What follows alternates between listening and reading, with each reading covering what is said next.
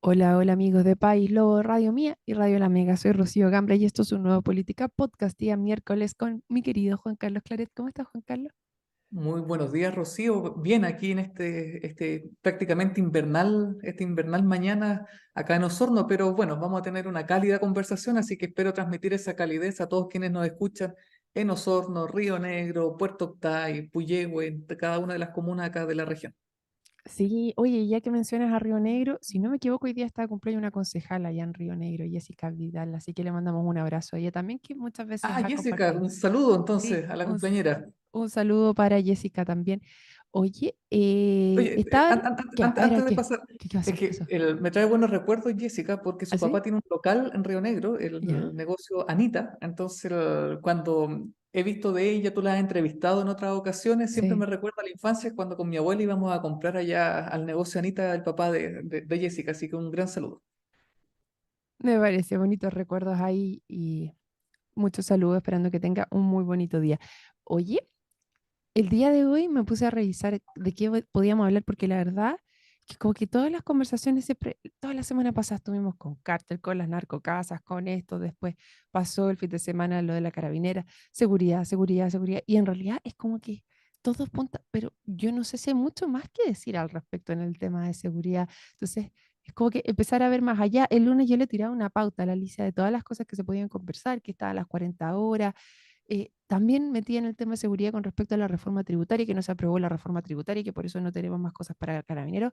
Pero ayer se salió hablando Carabineros y dijeron, este gobierno nos ha dado más presupuesto para cosas, para insumos, más que cualquier otro gobierno. Entonces también ahí está como extraña la conversación, pero todos están hablando del tema de seguridad. Y dentro de eso te iba a proponer que hoy día viéramos un poquito de otras cosas. ¿Qué otro tema encuentras tú que también sería interesante de abordar el día de hoy?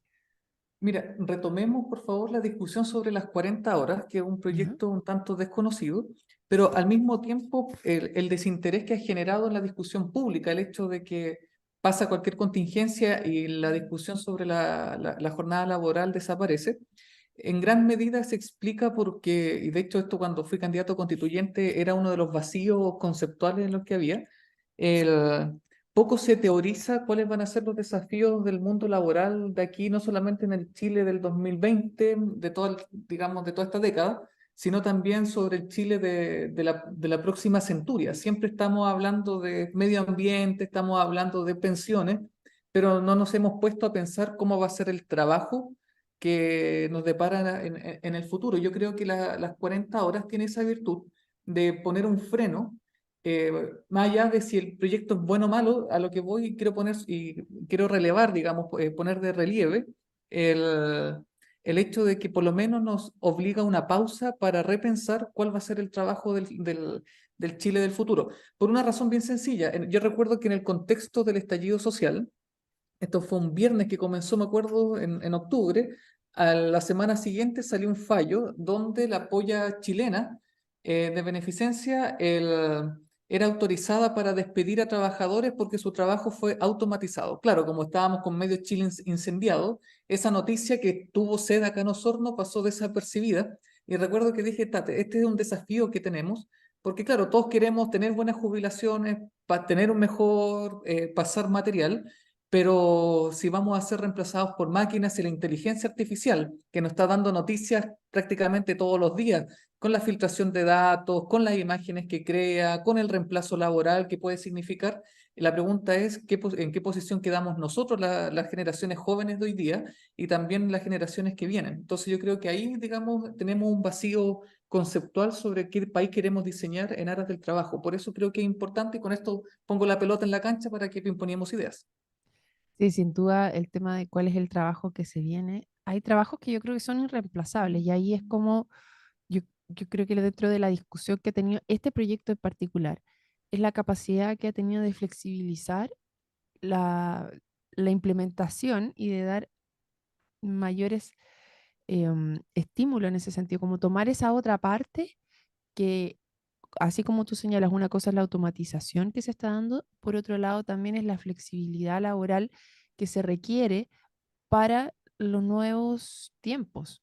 finalmente. O sea, con este proyecto estaba leyendo que te permitiría, por ejemplo, trabajar solamente 4 días a la semana. Ahora, yo lo veo desde el punto de vista de trabajador, claro, sin duda que es una maravilla poder trabajar menos o poder reducir los tiempos que tú estás trabajando para poder llegar a tu casa y tener más tiempos familiares, sobre todo en una generación que está como súper vapuleado, o como que de repente se menosprecia, que es la millennial, que tiene un enfoque totalmente distinto hacia el trabajo de lo que tenían mis abuelos o mis padres. ¿Cachai? Yo no me considero per se una generación millennial, sino que, aunque por edad parece que sí, pero es como Desde que, el 85 en adelante, Millennial, ya, pero es que yo soy del 84, entonces estoy ahí como en la que la más. transición. Ya, tú eres millennial. Totalmente. Ya, pues entonces, aquí, ¿cómo se compatibiliza esto de vivir, de trabajar, estas dos cosas que uno se decía, vivir para trabajar, trabajar para vivir? Bueno, eso es una cosa en los modos de vida, otra es como el empresario o el emprendedor o la pyme entiende su negocio y necesita también eh, estas personas que trabajan dentro de la pyme, pero toda la carga financiera que va asociado a eso también es una lista súper interesante.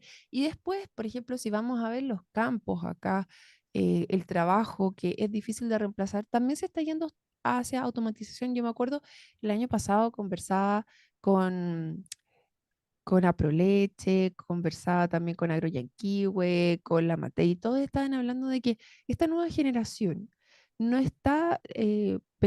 va a ir a trabajar con la picota y la pala. O sea, no están pensando en trabajos que son muy manuales, sino un tema que quizás tienen más desafíos intelectuales que le permiten tener otra, como no tanta esfuerzo físico, sino ocupar otras habilidades también. Y en ese sentido, ¿cómo eso se compatibiliza con la cantidad de horas que se trabaja, la forma de vida, y no solamente a nivel de familia, sino que estas nuevas generaciones tienen muchísimos otros intereses que también esperan ser cubiertos dentro de su vida? Es que al respecto, bueno, el país, la humanidad ya se enfrentó a esta situación cuando fue la revolución industrial. La discusión fue exactamente lo mismo, con la automatización, los trabajadores en qué situación iban a quedar, y la hecatombe no ocurrió y se descubrieron nuevos nichos laborales, eso es cierto. Pero hoy día nos encontramos frente a, por ejemplo, la inteligencia artificial, no solamente el desarrollo de tecnología, sino el desarrollo de inteligencia, en el sentido de que una máquina puede tomar decisiones por uno, puede crear fotografías por uno, hacer pinturas nuevas como si fuera prácticamente un artista por uno. Entonces, eso pone de relieve la pregunta, ¿va a reemplazar esa tecnología la capacidad de innovación, la capacidad de tomar decisiones del ser humano? Ahí, digamos, creo que hay una pregunta todavía no respondida. Y al mismo tiempo, y poco se habla sobre esto, y yo creo que el principal desafío bioético al que como humanidad nos enfrentamos es quiénes son los dueños de esa inteligencia artificial. Porque una cosa es tener toda esa tecnología a disposición y otra cosa es que esa tecnología sea controlada por otras personas. La pregunta es, ¿quiénes entonces se benefician con el uso de esa tecnología? Y ahí, digamos, creo que son preguntas que como país no nos estamos dando, porque, bueno, la contingencia nos suele comer y la experiencia pasada en proceso constitucional dio poca discusión al respecto, habló de derechos digitales y cosas por el estilo, pero fue una discusión más que nada de cúpula. No, nosotros como ciudadanía no fuimos invitados a discutir eso y creo que este proceso constituyente, dentro de la fomedad que tiene, difícilmente nos va a convocar, digamos, a hacer esa discusión a nivel social. Por ahí, Mauricio Navarrete, presidente de la CUT, trató de poner un tema estos temas en la entrevista que dio para un canal amigo hace unos días atrás, a propósito precisamente del proyecto 40 horas, pero la discusión no se da sobre esto porque estamos discutiendo, estamos bastante monotemáticos, como tú bien decías, Rocío, Mm. al comienzo, por el tema de seguridad. Lo importante es que podamos caminar y masticar chicle al respecto. Sí, oye, súper importante lo que estamos señalando aquí, cómo eso lo llevamos, lo subimos a la discusión principal, que es la de la nueva constitución, o si es que no llegara a aprobarse ese tema, porque también está en la palestra en esta semana, ya que salió la encuesta Criteria ¿Criterio? Pulso Ciudadana, A sí, pulso, sí. sí, donde salía esta gran desafección al proceso que se está llevando a cabo, donde más del 80% no conoce los candidatos, a pesar de que estamos en plena campaña, o que si este domingo hubiese que aprobar o rechazar la nueva constitución, se rechazaría. Bueno, independiente de todo eso, yo creo que la discusión es súper válida en cuanto a cuál es la forma de vida, de trabajo que como país estamos yendo y cómo eso se traduce tanto en la constitución que tenemos actualmente en caso que se quisiera hacer una reforma, porque yo creo que muchos de los que dicen no quiero una nueva constitución también estarían por reformar. Ahora, ¿cómo tú la reformas o qué es lo que pones? ¿O seguimos con el trabajo avanzando así solamente, con proyectos tal cuales? ¿Por qué lo pongo? Porque estaba leyendo que en Corea actualmente el ministerio, o sea, el Ministerio del Trabajo había presentado un proyecto de ley para subir de 54 horas laborales a la semana a 65 horas, 69 horas. Eso significa que podían trabajar desde las 9 de la mañana hasta la 1 de la mañana, hasta medianoche. Wow. Y esto con el fin de que tú después pudieras tomar un mes sabático o algo así, o sea, pudieras condensar tus horas de trabajo para hacer otro. Y yo sigo a una influencer, youtuber, no sé, una niña que es coreana, que vive en México y ella señala muchas veces que, por ejemplo, ella tiene una cultura totalmente distinta de trabajo, que tienen personas que mueren por exceso de trabajo, que tienen hasta un nombre especial en esa palabra. Y dentro de lo que estaba leyendo ahora también allá, tienen una forma de trabajar que efectivamente antes tenían 65 horas a la semana de trabajo por ley, o sea que podías tener con las horas extra hasta 65 y la habían bajado a 54 y ahora la querían volver a subir. O sea, tienen una cultura de trabajo y donde allá la sociedad, uno de repente mira a Corea y dice, oh, la tecnología que tienen es un país tan ordenado, recordemos para la pandemia, como que eran capaces de hacer este seguimiento tan Las cosas funcionan específico, allá. las cosas funcionan, pero de lo que yo la leo a ella, claro, ella es una persona, solamente una, a la que yo sigo, que está en el país latinoamericano, versus la cultura que es allá, y lo que veo es una cosa totalmente desarraigada igual, o sea, por ejemplo, yo, allá no hay afectos, como está, es como mucho más automático y robótico, ¿cachai? Y me pregunto si nosotros eventualmente vamos en el sentido contrario, porque estamos diciendo, oye, en vez de trabajar más horas, trabajemos menos horas y demos espacio al tema de la familia, a tener otras ideas, a cultivar otros hobbies, a vivir un poquito más. Pero también al mismo tiempo queremos tener calidad de vida muchísimo más alta. Y acá en Chile también está esto de cómo vamos a ser más productivos. O sea, yo no sé si tú leíste una carta al Mercurio que salía, que por lo menos a mí me llegó que estaba dando vuelta, que decía, ¿cómo queremos ser más productivos si en verdad estamos haciendo menos horas? O sea, en Chile queríamos tener más seguridad, pero no estás aprobando las leyes. O sea, salían como una serie de cosas que iban en el sentido contrario y que, claro, uno lo lee y te hace sentido. Pero vemos a Alemania, que también he escuchado a varios que en este minuto y en la discusión constitucional también se ha hablado del sistema alemán, por ejemplo, de la OCDE son los que tienen menos horas de trabajo. Por ejemplo, entonces, y ahí cuando te dicen, es que nosotros no tenemos esa cultura, culturalmente no somos así de productivos.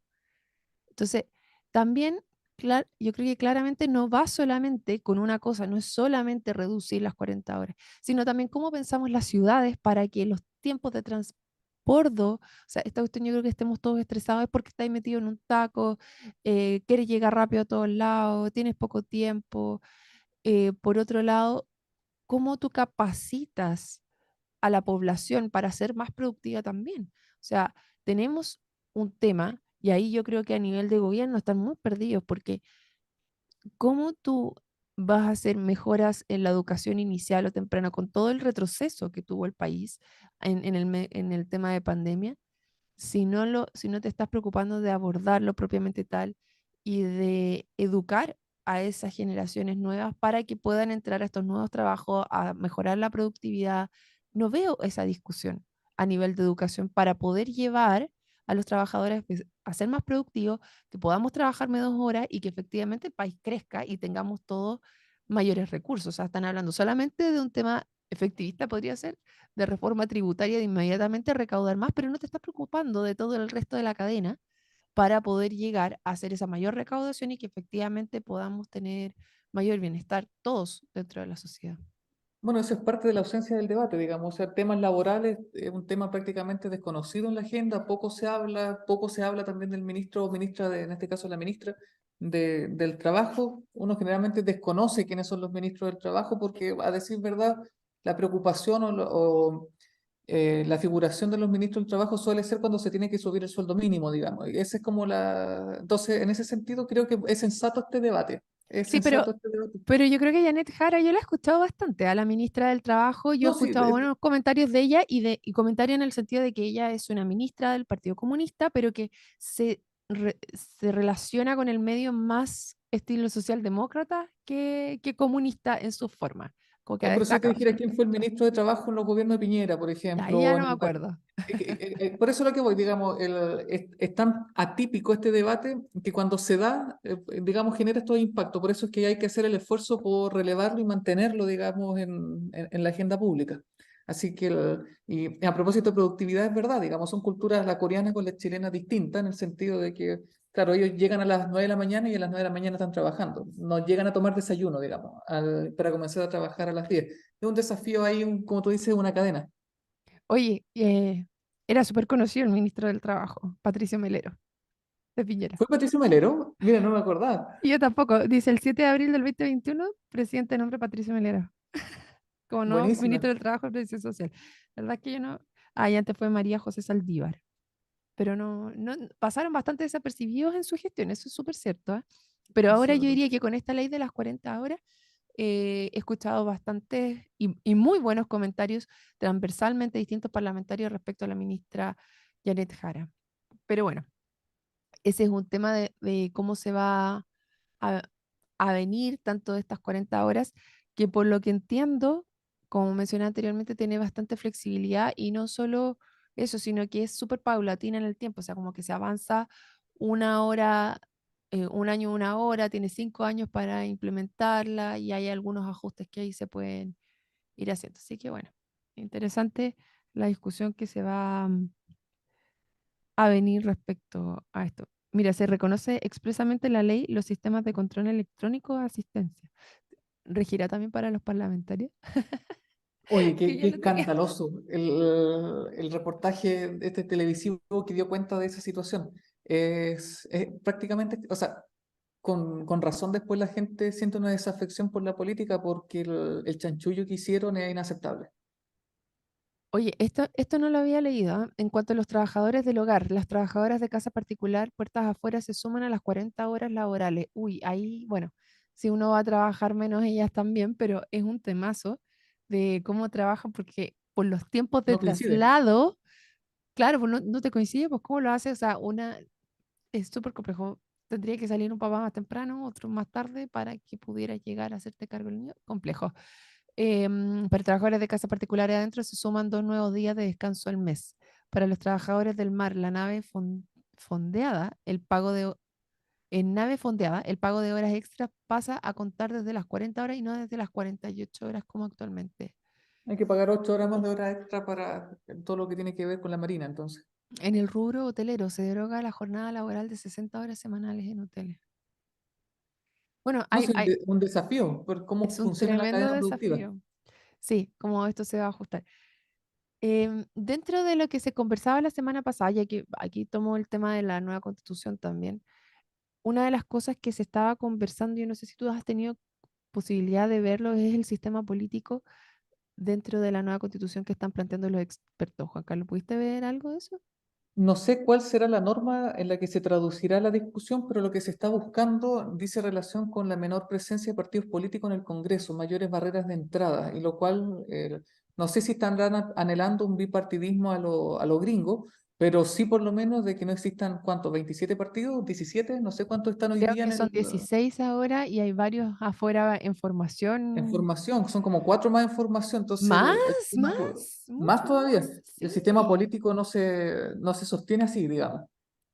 Claro, es llevar la fragmentación en la cual estamos actualmente. Recordemos que antes teníamos el binominal, que llevaba las conversaciones casi como al bipartidismo de Estados Unidos, pero igual estaban en bloque, ¿ah? No era como que hubiera un solo partido, sino que habían por el lado, por la derecha habían dos grandes, RN y la UDI, y por la izquierda estaba el PPD, el PS, la ADC, el Partido Radical, y era como eso si Mm. no me equivoco, si no se me queda alguno en el tintero. Y después empezaron algunos partidos chicos, el humanismo, los, algo verde, me acuerdo de SFEI, pero todo eso llevó a que después se cambiara el sistema político a uno más representativo, que es el que tenemos hoy en día, y eso llevó a una alta fragmentación dentro del Congreso, con pocas posibilidades de llegar a acuerdo, con alto nivel de cautillismo, con muchos independientes dentro de, a pesar de que van apoyados por ciertos partidos, pero mantienen su independencia una vez que entran. Entonces es difícil alinear, es difícil conversar y saber, y generalmente las personas, pero yo ahí encuentro que igual responde un poco a cómo los partidos políticos a- estaban llevando las candidaturas, ¿ah? O sea, porque una cosa es que efectivamente tú dentro del Congreso tengas estos partidos políticos más grandes que te permiten llegar a acuerdos, pero la ciudadanía no confiaba en los partidos políticos. Recordamos que tienen como un 4% de aprobación. Entonces, yo no sé si junto con la conversación de aumentar estos umbrales para tener menos partidos políticos en el gobierno, tienes también cambios a los partidos políticos per se. ¿Cómo Sí, funcionan? hay un desafío ahí, el que fue también un tema ausente en la discusión pública. Yo sé que los convencionales del Consejo de la Convención anterior intentaron ponerlo sobre la mesa, pero la discusión se le enredó porque precisamente hay desafío en cuanto, por ejemplo, a probidad y transparencia dentro de los partidos políticos. ¿Los partidos políticos son importantes en una democracia? Por supuesto, son fundamentales. Yo fui candidato la vez pasada a la convención como independiente. ¿Por qué? Porque no creo en un trabajo colectivo y solamente caudillismo, no, sino porque ¿por qué tenía que yo verme forzado a militar en un, o digamos ir en el cupo que me ceda un partido político si es que el partido político está financiado por narcotraficantes, como era la sospecha con el Partido Socialista en ese momento, a raíz de todo lo que pasó con el alcalde de San Ramón? ¿Por qué tendría yo que ir con, no sé, en un cupo de la UDI, por ejemplo, que fue financiada de manera irregular por Penta? Entonces yo decía, el sentimiento de sentirse independiente no es tanto porque uno esté contra los partidos, por lo menos ese es mi caso, sino porque las garantías de transparencia y probidad, de que finalmente uno no se ve involucrado en un acto de corrupción, los partidos no lo estaban entregando. Entonces, ahí nosotros tenemos un desafío grande, porque si la situación no cambia, la deslegitimación de la política, el desinterés por los partidos políticos y, en último término, la solución de los problemas públicos, que son el gran talón de Aquiles de este gobierno. Todos queremos soluciones concretas y rápidas a los problemas que de suyo un gobierno ya conoce. Entonces eso va a seguir y eso no es sostenible. Entonces no solamente basta tener menos partidos políticos, sino que también necesitamos que esos partidos políticos existentes tengan una mejor regulación. Ahora, en la Constitución, el espacio para regular aquello tal vez sea el espacio para dar el mandato, es decir, queremos partidos políticos que cumplan con estos estándares y Mm. posteriormente una ley orgánica de partidos políticos que se encargue, digamos, de ver el detalle, porque si no la discusión constitucional se les va a enredar. Sí, es muy interesante el tema en particular porque finalmente es la sala de máquinas de cómo el país se va a estar moviendo, de cómo se toman las decisiones, de cómo escogimos a las personas que toman las decisiones, pero efectivamente hay una, como que está claro que se quiere cambiar en el Congreso, que hay que mejorar la discusión, que está la duda si el presidencialismo atenuado, si un semipresidencialismo se habla anteriormente, o sea, como que está clara esa discusión, pero a nivel de partidos políticos o de personas en particular, eso todavía encuentro yo que está, así como conversábamos antes de cómo está esta transformación de los trabajadores, también está así como solamente queremos destruir a los partidos políticos, pero ¿con qué lo reemplazamos? ¿Cómo lo hacemos? O sí, son importantes, pero ¿cuál es la opción? ¿Qué cosa hacemos diferente para no obtener exactamente el mismo resultado? Y eso yo creo que es un gran desafío y no sé si vamos a alcanzar a tenerlo de aquí a fin de año finalmente. O sea, hay que alcanzarlo, no hay alternativa y el comité de expertos está trabajando en esa dirección. Ahora los consejeros que se eligen ahora el 7 de mayo tienen también que tener una propuesta clara, no solamente sobre derechos sociales, sino que también sobre estos temas. O si no, va a ser la misma farra de la vez anterior. Sí, ahora, ¿cómo hacer que los partidos políticos sean... Ayer estuve con Cristian Pérez de Amarillos por Chile y comentábamos que ellos están justamente recolectando firmas y que se están acercando a la gente y que en un principio la gente es bastante reacia, a pesar de que recordemos que Amarillos tenía una plataforma donde firmaron 70.000 personas. Para ser partido político en Chile necesitas como 25.000, Pero de estos 70.000, claro, hay algunos que efectivamente estaban en distintos partidos políticos que ya te dejan fuera, porque existe la ley del disco, lo que tú tienes que estar como 9 meses fuera de un partido político para entrar a otro. Y por otro lado, tienes que la gente a lo mejor firmó inicialmente por esta causa, pero después de ahí a militar en un partido político, igual es un salto como que te casas con, con un grupo o no tenemos esa cultura de militar en un partido político, entonces quedan solamente algunas personas que por Mm, distintas razones se mantienen ahí. ¿Y cuáles son las decisiones que puede seguir? Yo estoy en un partido político hace ya varios años y es sumamente complejo ponerte de acuerdo con personas, con personas distintas a ti que vienen de distintos mundos, de distintas historias y quedarte después. ¿Por qué te quedas? ¿Por qué te vas? ¿Por qué estás en uno y por qué no en otro? ¿Qué es lo que avala? ¿Qué capacidad real tienes tú de influir dentro de ese partido político para hacer qué?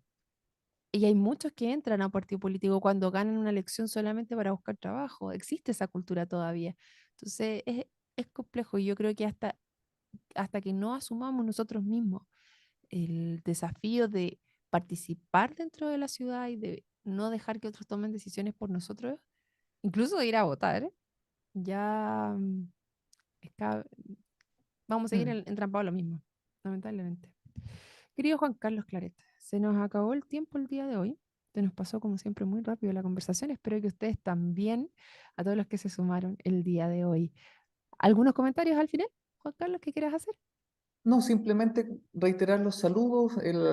Es importante dentro de lo monotemático y no por eso menos importante, digamos, discusión pública que se esté dando, también poner acento en lo que se está discutiendo alrededor, porque generalmente, y esa es la cultura política en Chile, generalmente cuando la agenda está tomada por un tema, de repente en el Congreso nos metían muchos goles. Así que yo creo que es importante igual mirar la periferia de las noticias para que eso no vuelva a suceder. Así es. Bueno, los dejamos invitados mañana a otro Política Podcast. Chao, chao. Chau.